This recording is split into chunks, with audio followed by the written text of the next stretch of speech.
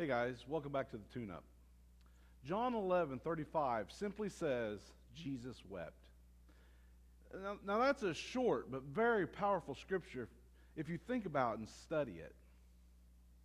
But that's what made Jesus. That's what made God's man, God's man.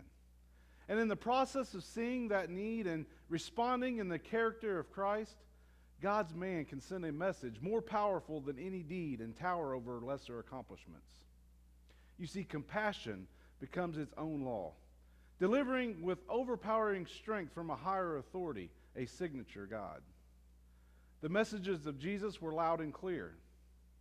The freedom to touch the untouchable came from an identity free of the opinions of man, free from the compulsions of culture, and free from the pressures of politics.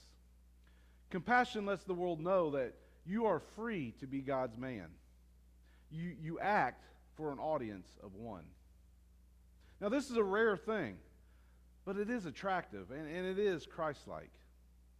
He saw the man, his heart responded, and his identity in the Father released him to reach out, not cop out to the politics of clean or unclean. God's dream for you is that you will be equally strong and secure in him, so that the compassion of Christ could flow freely to the ones who need your touch. Compassion established Jesus as the God-pleaser versus a man-pleaser. So our freedom to touch is always a reflection of our identity. The compassionate responses of Christ are not possible without willingness to visually and emotionally connect with reality.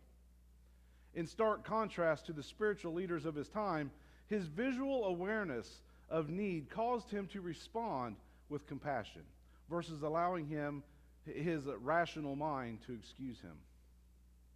So this week, I encourage you to think about and answer this question to yourself. Am I compassionate? Thanks for joining me this week. We'll see you next week.